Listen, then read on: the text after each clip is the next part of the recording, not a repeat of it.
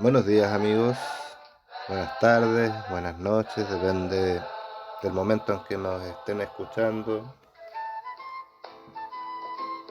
Aquí estamos en un nuevo podcast de Lecturas Cruzadas. En esta ocasión vamos a conversar acerca de la obra Moisés de Sholem Asch. ¿Sí?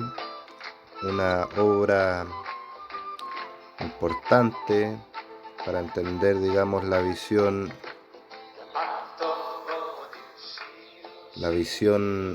judía, humana, la visión moderna, incluso se podría decir, de la figura histórica, religiosa de Moisés, este hebreo egipcio, ¿no es cierto?, que aparece en las escrituras, que inaugura, digamos, de alguna forma la visión moral de la religión judeocristiana y cristiana posteriormente también. Así que estaremos con esta obra, Moisés, del polaco judío Sholem Asch.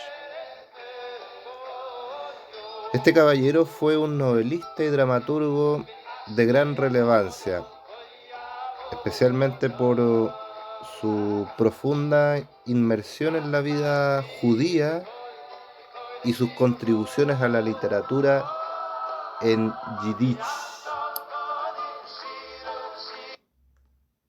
yiddish. Así amigos, vamos a colocar la música acá nuevamente.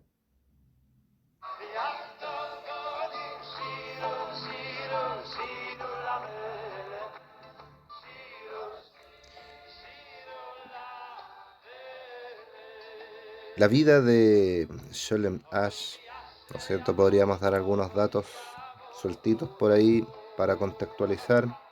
Este caballero nace en Polonia el 1 de noviembre de 1880.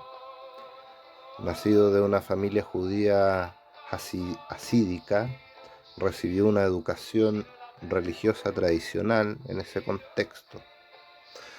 Su formación la desarrolló en Varsovia en 1899, ya en los albores del siglo XX, en donde comenzó a escribir en hebreo sus primeras obras.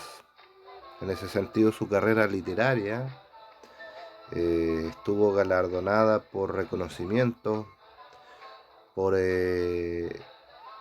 la descripción que hace, ¿no es cierto?, de la vida judía en Europa del Este, en el contexto de esos años, ¿no es cierto?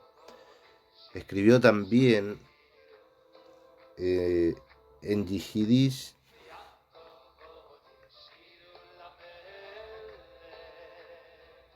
Aquí estamos escuchando una gran canción.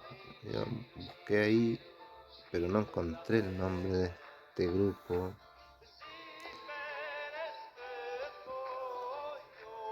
Pero ahí está.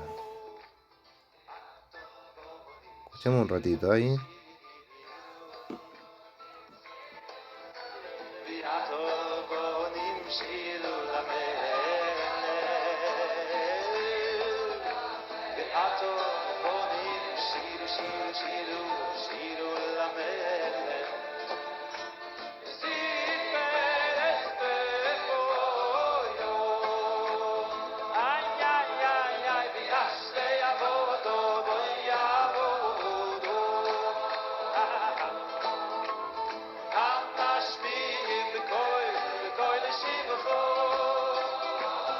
Bueno, hay alguna muestra de la música judía actual.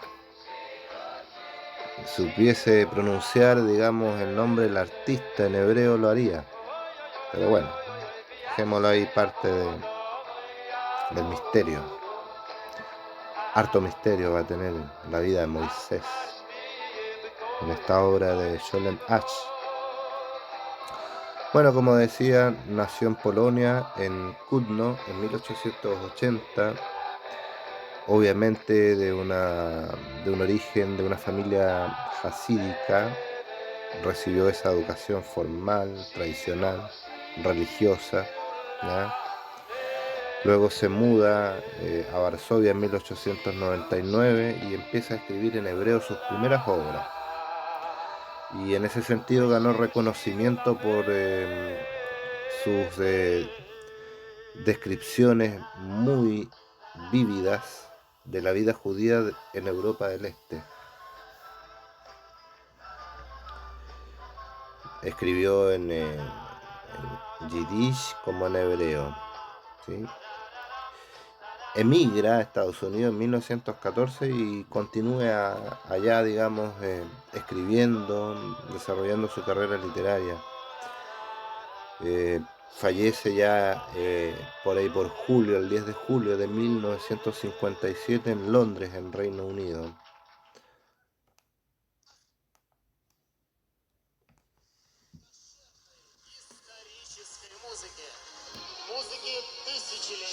Los temas recurrentes, digamos, de la obra de Sholem Asch tiene que ver con la fe, la tradición, la justicia social, la relación entre judaísmo y cristianismo.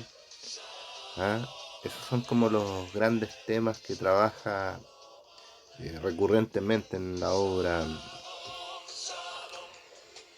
Sholem Asch, este escritor. Las obras más destacadas, por ejemplo, entre obviamente Moisés, está el Dios de la venganza, ¿sí?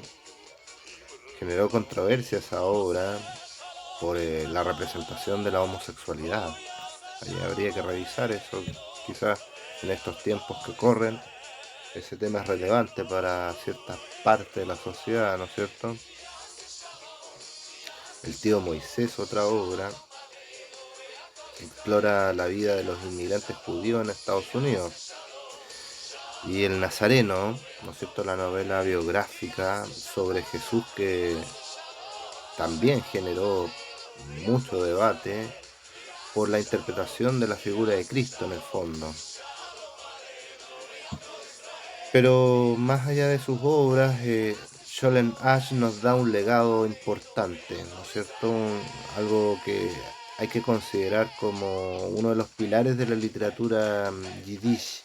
Sus obras exploran temas universales a través de la lente de la experiencia judía, dando un legado duradero de la literatura, digamos, mundial.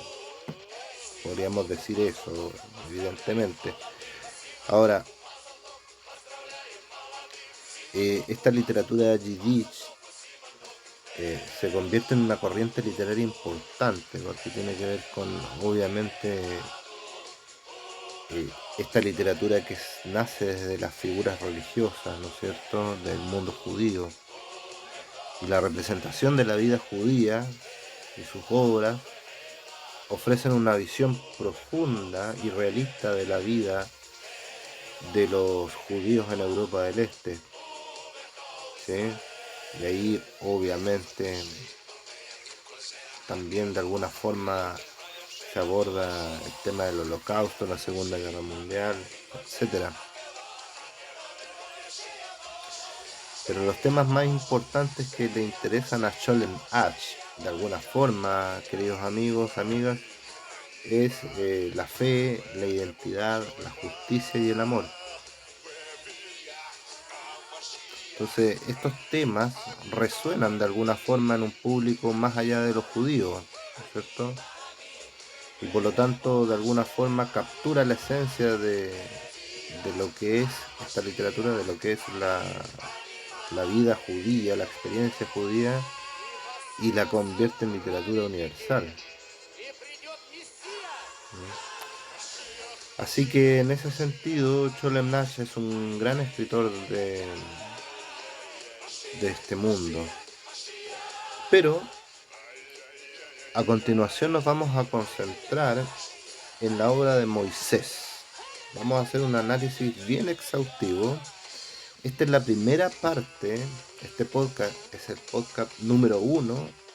Habrá 2 podcasts más respecto de este libro porque es tremendamente largo, tiene aproximadamente, si reviso acá la edición que tengo yo, que es la misma que aparece en la imagen, eh, esta obra está editada por la editorial Guillermo Craft Limitada, ¿sí? Y la obra está traducida por Miguel Gurrea, ¿ya? Traducida del inglés, de hecho, al castellano, al español, ¿ya? Obviamente esta editorial que edita la obra de Scholle Nash en castellano, en español, es argentina, y esta obra está editada en el año de 1954-52, si no me equivoco. Así que vamos a hacer un análisis bien exhaustivo y 3 podcasts de este libro. Ya este libro tiene en la traducción al castellano que está ahí en portada, en imagen, tiene más de 650 páginas. Entonces lo vamos a dividir en 3 grandes momentos, porque obviamente la obra tiene 3 partes. La obra en sí tiene una estructura narrativa lineal, una estructura temporal lineal, ¿ya? No hay saltos temporales, no hay grandes técnicas literarias propias de otras corrientes de la literatura, ¿ya?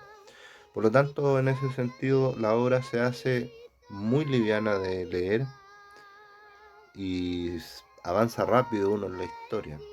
Pero como decía, vamos a hacer un análisis exhaustivo de esta obra, casi capítulo por capítulo. Bueno, en el inicio estamos en presencia de un Moisés muy joven, ¿ya? El cual se siente profundamente insatisfecho y cautivo por parte del faraón, ¿ya? A pesar de ser él considerado un príncipe dentro de Egipto. Existe la presencia de una mujer hebrea que por ahí lo ha ido observando constantemente a medida que el muchacho, el adolescente Moisés ha ido viviendo, ¿ah? Lo ha vigilado desde muy niño, ¿ya? Y en ese sentido Moisés se da cuenta y se inquieta y ubica por aquí, por allá en el campamento de los hebreos que estaban esclavizados en ese entonces en el territorio de Gosén. Por ahí Moisés principesco, digamos, visualiza a, a esta mujer, que después uno se va a dar cuenta que es una mujer que es parte de la comunidad hebrea y tiene una cierta misión. Moisés, a pesar de las restricciones, decide visitar el campamento de los hebreos, ya que se sentía extrañamente atraído hacia ellos. Eso se manifiesta en el inicio. Entonces, una vez que llega allí, se encuentra, obviamente, a todos estos hebreos esclavizados y queda muy afectado al ver las condiciones paupérrimas de vida en que se encuentra el pueblo de Israel. La esclavitud, con el consiguiente secuestro de niños por parte de los egipcios y todo el sufrimiento que esto genera en las madres hebreas. Este punto es importante porque en el fondo los egipcios mantuvieron, se dice en la novela, por 4 siglos esclavizados a los hebreos y obviamente cada vez que nacía un niño era secuestrado y llevado, digamos, a trabajar inmediatamente o a formarse bajo el yugo de los egipcios. Y por lo tanto, en ese sentido, esto generaba mucho sufrimiento en la comunidad y sobre todo en las madres hebreas.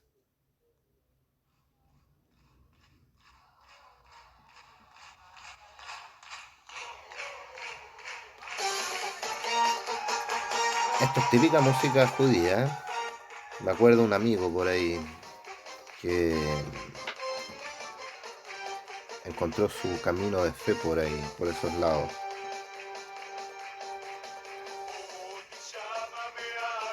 Entonces, una vez que Moisés ya se encuentra en el campamento hebreo, queda muy afectado, ¿no es cierto? Entonces se genera este encuentro entre esta mujer que lo observaba desde niño y él. Esta mujer se llama María, quien lleva al joven Moisés en presencia de sus padres biológicos y hermanos. El encuentro amoroso con su familia, ¿no es cierto? Ese, digamos, el punto de este capítulo, ya creo que es el capítulo 2. Entonces Moisés manifiesta las intenciones de quedarse a vivir junto a su familia, pero esta mujer, María, lo persuade diciéndole que no es prudente que haga esto, que es mejor que le cuente a su madre adoptiva, quien se sabe que es comprensiva con el joven Moisés, para así generar las mejores condiciones para cumplir con el deseo de Moisés. Por otra parte, si el joven hubiese hecho su voluntad libremente, es decir, si Moisés hubiese quedado viviendo con los judíos inmediatamente allí, los egipcios lo hubiesen ido a buscar, descubriendo que los hebreos ocultaban, y esto es un dato importante, en cueva, ¿sí? Ocultaban en cuevas a los niños varones para proteger su linaje, y de esta manera iban creciendo ocultos. En los círculos más elevados de la casta sacerdotal egipcia, la persona de Moisés comienza a levantar recelos y desconfianzas debido a la carencia del rescatado en el Nilo para con los esclavos hebreos. Esto es importante porque en el fondo ya empiezan los egipcios y su círculo, digamos, el círculo del faraón a sospechar ya de Moisés. Y en este contexto surge la figura de Batilla.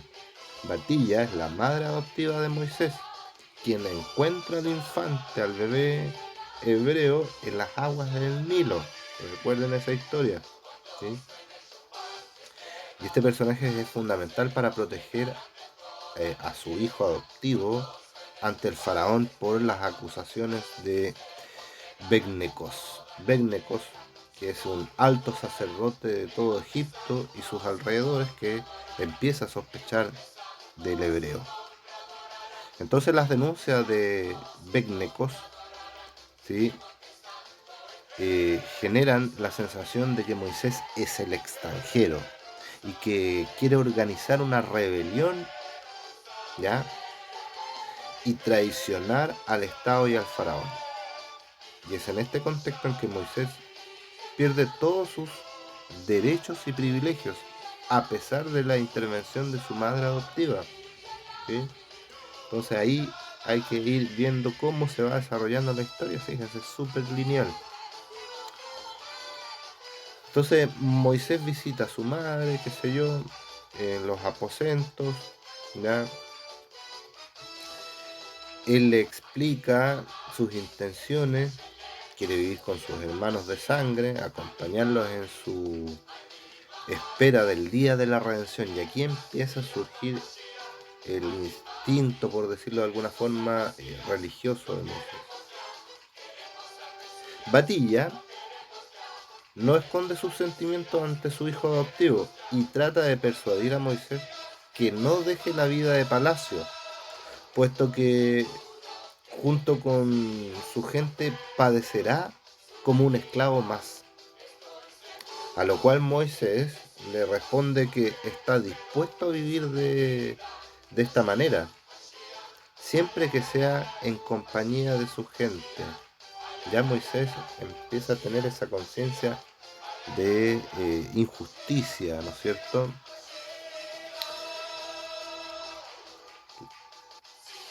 La hija del faraón, que es Batilla, obviamente, entiende el corazón de su hijo y acepta la realidad. Es una mujer comprensiva, se manifiesta siempre comprensiva y de algún modo ella cumple un rol de sacerdotisa y de algún modo, ¿no es cierto?, se va a acercar a la religión hebrea, se va a acercar al Dios de Israel. Entonces ella le manifiesta que el amor hacia él la hizo salvarlo de las aguas del río. Ese amor para ella era misterioso y poderoso, que estaba por sobre la fuerza de los propios dioses egipcios. Para ella no cabía duda. Ella era un instrumento de aquella fuerza poderosa que hacía amor y protección a Moisés, que lo protegía. Entonces ella entendía que esa fuerza de amor era el Dios de Israel. Curioso. Entonces hay una parte donde Moisés le dice: madre, mi Dios será el tuyo. Porque ya Batilla lo reconoce. Reconoce que Dios, el Dios de Israel, es el Dios de amor. Ya avanzado en la obra un poquito, en el capítulo 5, Moisés empieza a arder en deseos de absorber los conocimientos de su propio pueblo. Y aquí empieza a reflexionar acerca del logro de la virtud y la justicia. Dos conceptos importantísimos en la religión judía, judío-cristiana, etc.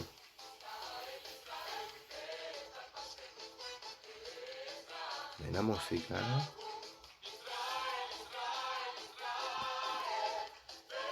Este es un porrupí de cantos hebreos. Entonces, y acá se reflexiona en esta parte de la obra, capítulo 5 o quinto,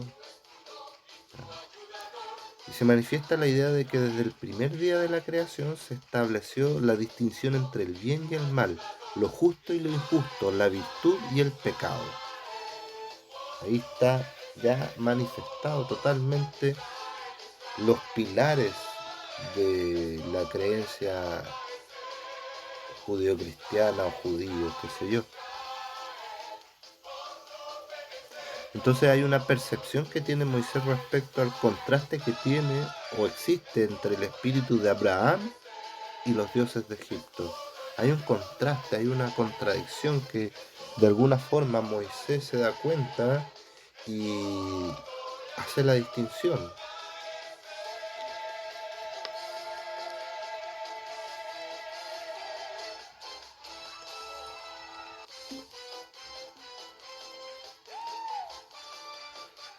Hay otros personajes en la obra que aparecen en el camino de Moisés, que es Amram.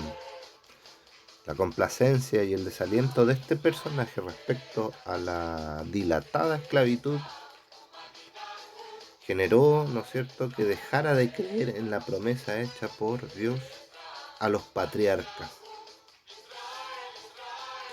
Y esta promesa era lo único que sostenía o le daba cohesión a las tribus de Israel. Recuerden que Israel está dividido en 12 tribus y en esos momentos, según la historia,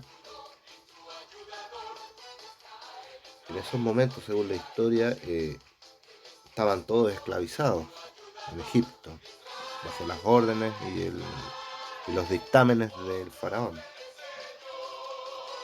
Además, algo curioso, que hay ciertos hebreos que cumplen las funciones de capataces y de funcionarios, que colaboran con los egipcios y que además en ese contexto, en esa parte de la obra, maltrataban a los esclavos hebreos, siendo ellos sus propios hermanos. Y eso enfurecía mucho a Moisés. El sentimiento de injusticia, de hipocresía, empezaba a llenarle el vaso, por decirlo de alguna forma, a Moisés.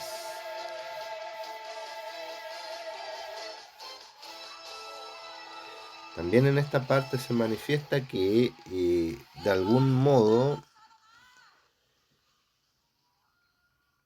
los egipcios habían otorgado ciertos privilegios a la tribu de Leví. Y los privilegios de la tribu de Leví tenían que ver con rendir culto a Dios, ¿no es cierto? Y por lo tanto, de alguna forma,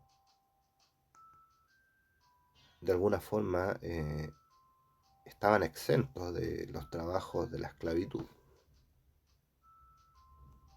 Ya en el capítulo 6, Moisés decide algo interesante.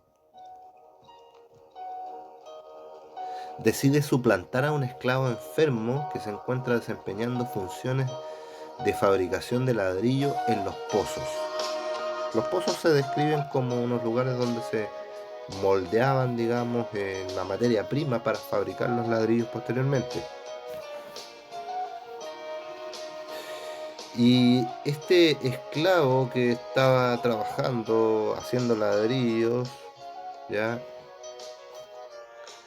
de alguna manera, este esclavo se encontraba en paupérrimas condiciones porque obviamente estaba enfermísimo, tenía los pies con llagas, las piernas con llagas y sus energías eran muy débiles. Y allí surge Moisés, que se enfrasca en una discusión con el capataz hebreo respecto de la situación de Pineas ben Dosi, que se llamaba así este personaje.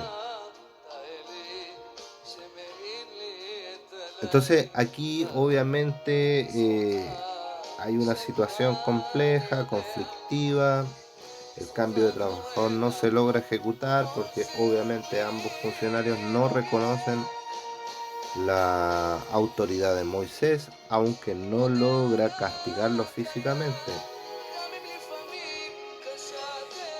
Y esta situación enciende en ira a Moisés.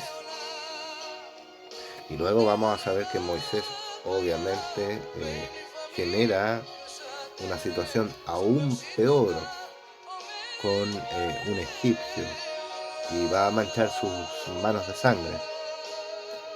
Y aquí es donde luego surge, después de esta situación, digamos, en el pozo, para suplantar al esclavo enfermo, el reproche de Aarón. Aarón, recordemos que es el hermano de Moisés, el hermano biológico. Y aquí deciden ocultar a Moisés, que empieza a ser una molestia para sus propios hermanos por la actitud confrontacional y justiciera del personaje. ¿Sí? Y obviamente Moisés siempre quiere ayudar a todo el mundo, a todos los que están sufriendo. Un gran personaje del noble corazón, obviamente.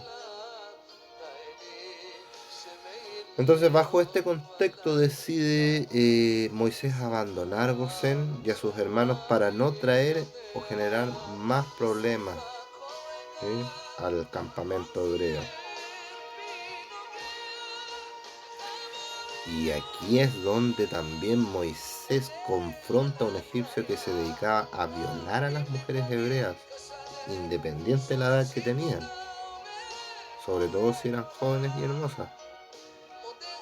Resultó ser que este egipcio abusador fue la misma persona que mató a Pinea ben Dosi, que fue el esclavo, ¿no es cierto?, que estaba enfermo y que Moisés reemplazó anteriormente.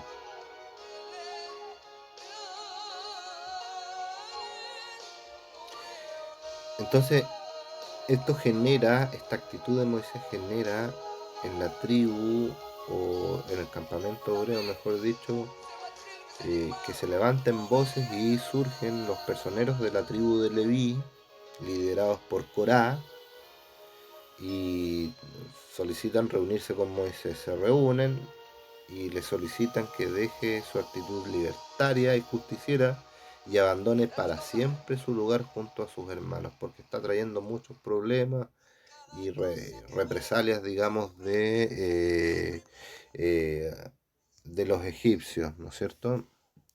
Por lo tanto, le piden esto. Moisés se indigna. Se indigna Moisés. Iracundo. Terrible. Terriblemente se indigna contra los capataces hebreos que esclavizan forzosamente a sus propios hermanos hebreos. Aquí escuchamos una canción en español que habla dedicado a ti, Diego Pasó, amigo ahí, amigo hebreo, chileno. Vamos a saludar, vamos a hacer un pequeño alto, vamos a saludar a nuestros amigos de la Biblioteca Comunitaria Villamonte, Gabriela Mistral, en Viña del Mar, en Nueva Aurora, en el sector de Nueva Aurora. Muchas gracias, amigos de la Biblioteca Comunitaria Villamonte, por su apoyo, su buena onda a este proyecto sin fines de lucro, sin pretensiones de mayor medida, más allá de querer difundir, digamos, ciertas obras y difundir la literatura. También hacer mención a lo siguiente, que en el fondo lamentamos la situación que están viviendo palestinos y hebreos y judíos en este conflicto que se agudizó hace ya 13 meses, desde el 7 de noviembre, ¿no es cierto?, del 2023, y que ya ha costado muchas vidas, y ojalá que pare algún momento, para siempre este tema. Tiene larga data, obviamente, este conflicto entre palestinos y hebreos, data bíblica, por decirlo de alguna forma. Bueno, seguimos. Entonces se reúnen con estos personeros de la tribu de Leví, liderados por Corá, ¿sí? Le piden que se vaya, que deje todo el lado. Entonces, obviamente, Moisés se enoja, qué sé yo, y aparece un personaje que es enviado por Batilla, que se llama Fía. Es una esclava personal de la princesa egipcia, madre adoptiva de Moisés. Ella pone en alerta al rescatado de las aguas del Nilo que debe irse rápidamente de Gosén, ya que su vida corre peligro porque lo buscan para matar los distintos enemigos. Fía le pide a Moisés que la acepte como una seguidora de él. Ya la gente empezaba a ver el carisma de Moisés. Quiere compartir la fe de él, pero este le dice que se devuelva mejor junto a la compañía de su madre, por seguridad, para que pueda cuidarla.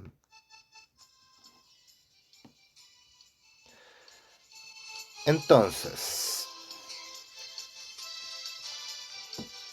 Moisés, en esta parte de la obra, vive el destierro, vaga por el desierto. El desierto es una figura fundamental para la religión judeocristiana, ¿sí? Y aquí, o mejor dicho, allí, el personaje reflexiona acerca de la esencia de Dios. Y en cierto modo, también sentía una culpa por no haber sido de otra manera con sus hermanos hebreos. Entonces aquí reflexiona Moisés sobre la institución del reino de justicia, la distinción entre lo justo y lo injusto, la reflexión que hace Moisés acerca de las leyes babilónicas y egipcias. Hay una comparación que hace. Hay una importante preocupación por parte de este personaje acerca del asunto del bien y el mal. La justicia es la verdad, se llega a manifestar de alguna forma, ¿sí? Y hay un encuentro que sostiene Moisés con un vagabundo comerciante de figuras de arcilla que representaban dioses paganos, ¿sí? Y ahí yo, amigos, les recomiendo leer Marcos 12, vean ahí. Shema Israel Adonai Eloheinu Adonai Ehad. Un grupo de hombres que al parecer eran unos pastores abusivos, y aquí aparecen estos personajes, y este hecho fundamental para que Moisés se conforme como una persona, digamos, que tiene una salida, que tiene una opción, que tiene una alternativa, ¿ya? Aparecen estos hombres que eran unos abusivos pastores, ¿ya? Que trataban de robar, qué sé yo, perjudicar a un rebaño de unas mujeres. Esto generó obviamente la cólera en Moisés y las ansias de justicia, e interviene. ¿Ah? Ya en el capítulo 10 se va a mostrar que esas mujeres eran las hijas de Jetro, ¿ya? Que salvó a Moisés. El padre de estas mujeres invita a comer al rescatado de las aguas, y en ese momento en el cual el hombre le agradece por lo hecho por sus hijas, ¿ya? Manifiesta su gratitud, obviamente,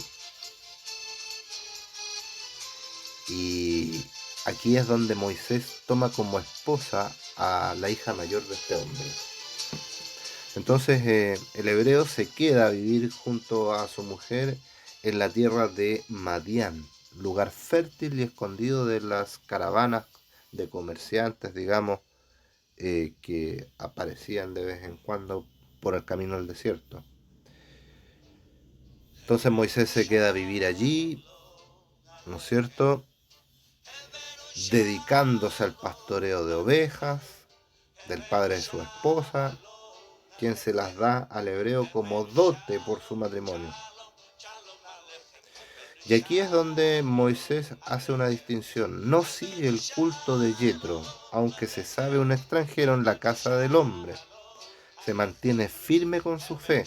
Jetro, a su vez, es el hombre más importante de su tribu, cumpliendo las funciones de sacerdote, curandero, juez y consejero.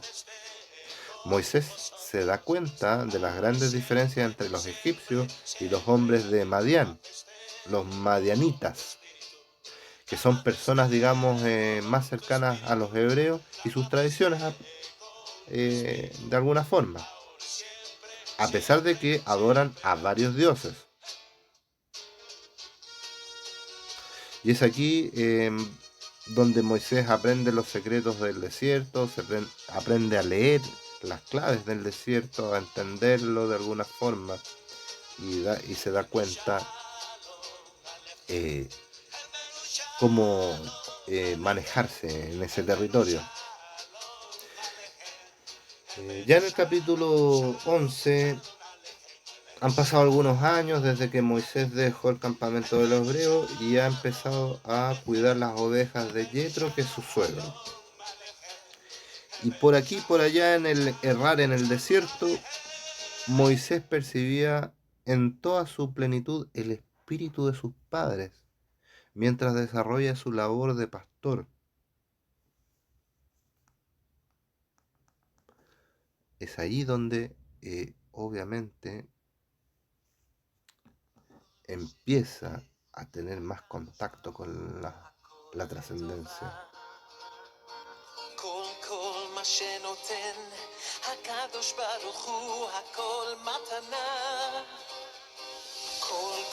Hakol Letová, todo es para Hashem. Estamos escuchando, amigos.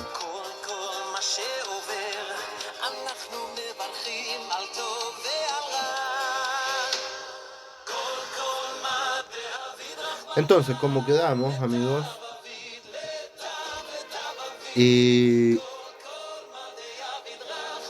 empieza a percibir Moisés el espíritu de sus padres mientras desarrolla su labor de pastor.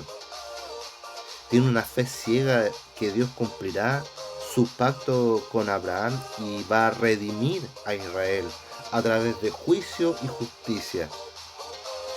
La mujer de Moisés le demuestra a este su fidelidad al expresarle que ella está dispuesta a seguirlo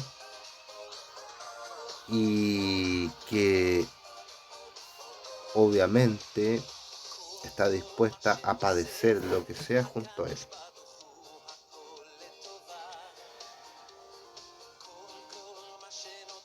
Entonces en este momento, obviamente, Moisés reacciona ante eso. Hay unas visitas que llegan a la casa de su suegro. Moisés obviamente defiende en una conversación con esta gente sus creencias y de alguna forma estas personas humillan a la figura divina, a Dios, que todavía no tiene nombre para Moisés, pero sí él lo siente muy vívidamente. Y a pesar de todo, el tormento de la duda se apodera de él. Pero él sigue pensando en Dios y su naturaleza. Llega a la comprensión que Dios es gracia y misericordia. ¿Sí? Son otros conceptos que son claves para entender la religión.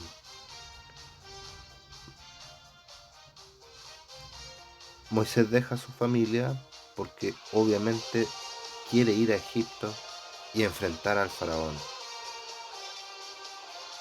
Igual lo tratan de persuadir, lo persuaden de que es un error, su familia, ¿no es cierto?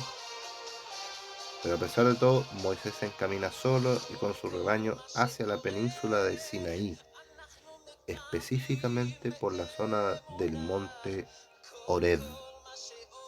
Y es en ese lugar donde percibe, aquí está la clave, una zarza ardiente, que allí se manifiesta el Espíritu de Dios, el cual por primera vez se comunica con Moisés. Y Dios le ordena al pastor ser el instrumento de la liberación de los hebreos.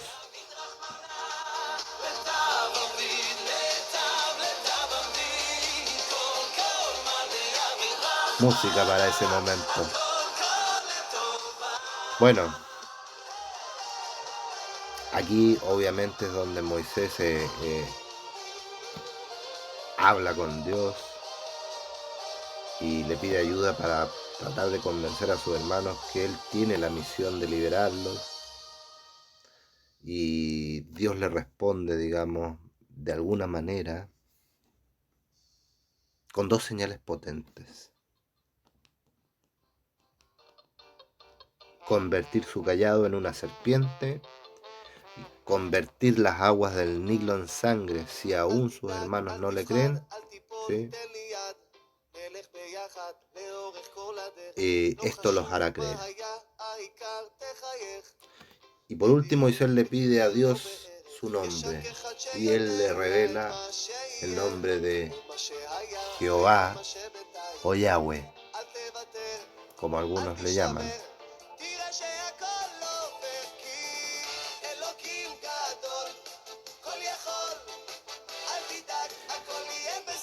Llega Moisés, ¿no es cierto?, a tierras egipcias nuevamente y pide una audiencia con los ancianos de Israel. Entre ellos estaba el viejo Uziel. Moisés acá les explica su encuentro con Dios y la misión que éste le encomendó.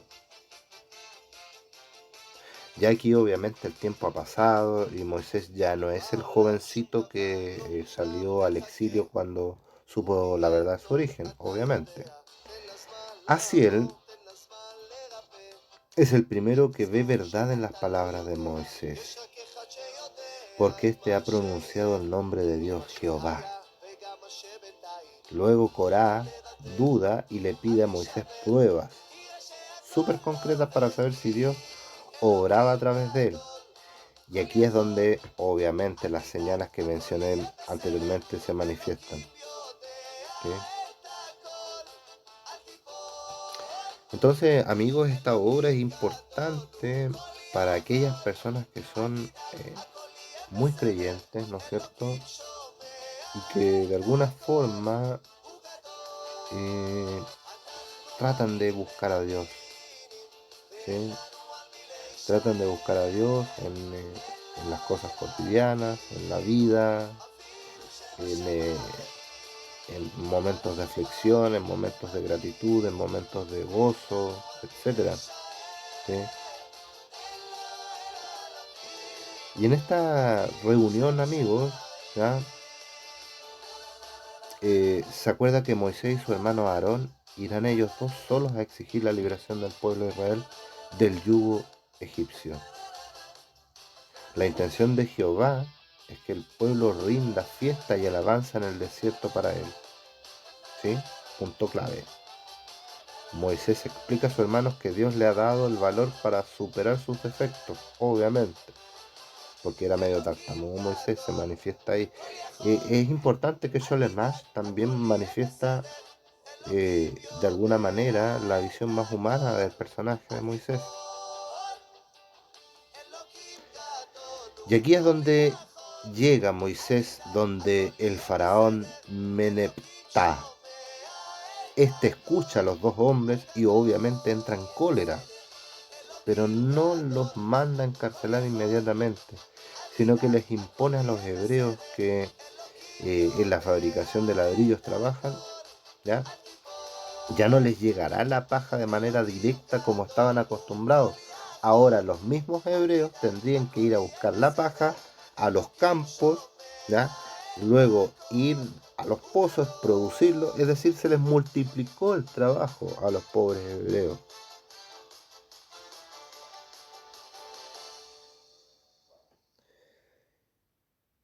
Ante esto, ante esta situación, ¿no es cierto?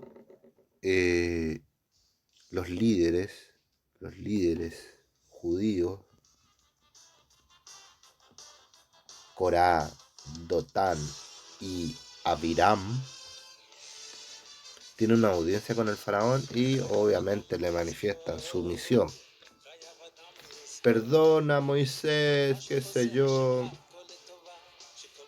Estos jefes alegan que obviamente los perdone, etcétera.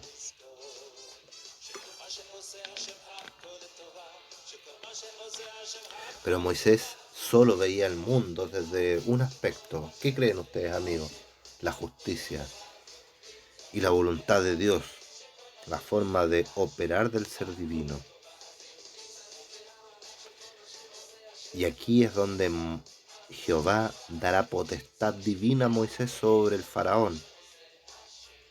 Aarón será el profeta de su hermano ante el faraón también. Entonces, amigos, estamos ya capítulo 14 más o menos, ¿ya? Y se da a conocer de que el faraón sufrirá las plagas que Dios le enviará, ya que es su voluntad. Importante. Una cita dice: cada mañana, comillas, cada mañana salía el faraón al Nilo para traer al sol sobre los 7 cielos.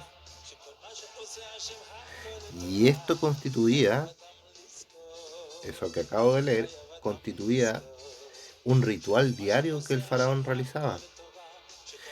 Y es aquí donde Moisés y su hermano irrumpen varias veces en estos rituales para exigir la liberación de Israel por orden de Jehová. Y aquí es donde empiezan a surgir las plagas que va a sufrir Egipto. Obviamente la primera, las aguas se convierten en sangre. El río apestaba, los peces se murieron, todo se pudrió.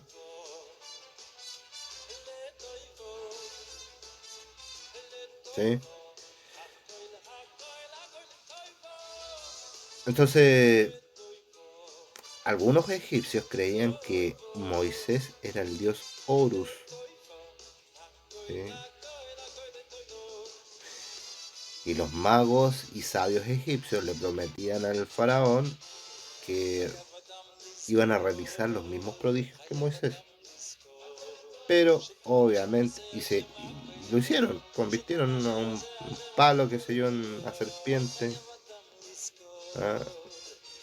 Pero cuando Moisés ve esto, le lanza su báculo y este se convierte en serpiente y se come a los otros callados, a los otros palos de estos sabios, y quedan todos locos.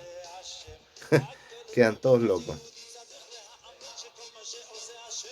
También convierten estos sabios y magos egipcios el agua en, ¿no es cierto?, en color sangre, pero no apestaba esta agua.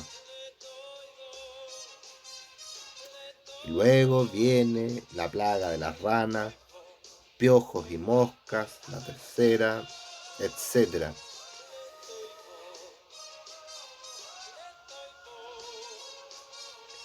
Está buena esta música judía, yo no la había escuchado. Seleccioné algunas canciones para que sonara de fondo ahí mientras hablamos de la obra.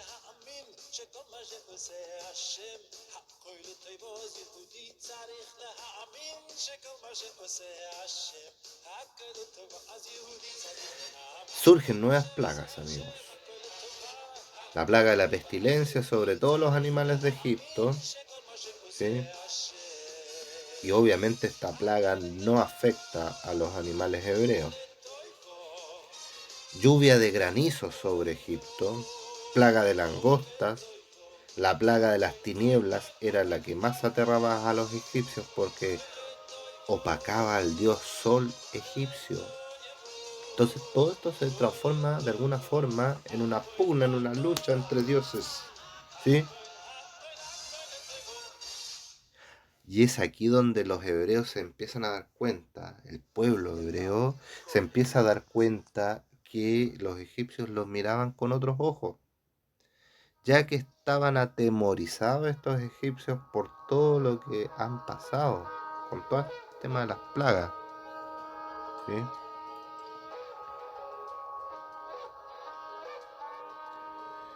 Y este es el comienzo del fin de los egipcios y el comienzo del fin de la liberación de los hebreos. Se recomienda la lectura de esta obra, amigos, entretenida, como les digo, ¿sí? Voy a omitir algunos detalles más, creo que nos hemos extendido un poquito más del tiempo que tenemos programado, pero les dejo lo mejor para ustedes. Lo único que les comento es que el pueblo se va, ¿no es cierto? Aparecen otros personajes, aparecen, digamos, la idea de que salen de Egipto, el pueblo hebreo, la mítica imagen de la separación de las aguas y el ejército egipcio detrás de ellos. Y bueno, hemos llegado hasta acá, amigos. Hemos llegado hasta acá en el podcast número 7, ¿sí? Y es importante ver cómo Dios es un Dios de justicia, el Dios de Israel, según como lo presenta la autora. Y les doy a leer esta obra, que la puedan buscar por ahí si es que la encuentran. El objetivo también del canal es acercar al público, a los escuchas, estas obras perdidas en el tiempo, estos autores casi extraviados, casi olvidados. Así que eso, amigos, los invitamos a seguir leyendo.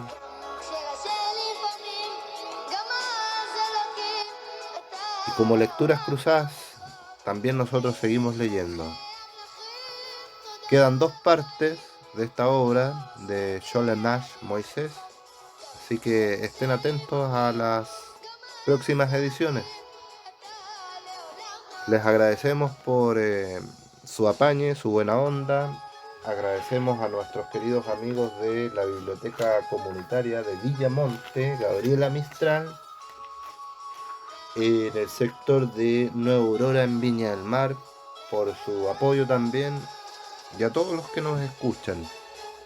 Y nos despedimos con esta música de Melech Malihai Amlihaim, el rey David, creo que se llama. ¿Sí? Amigos, espero que estén muy bien. Les agradezco nuevamente. Chao, chao. Nos vemos en una próxima.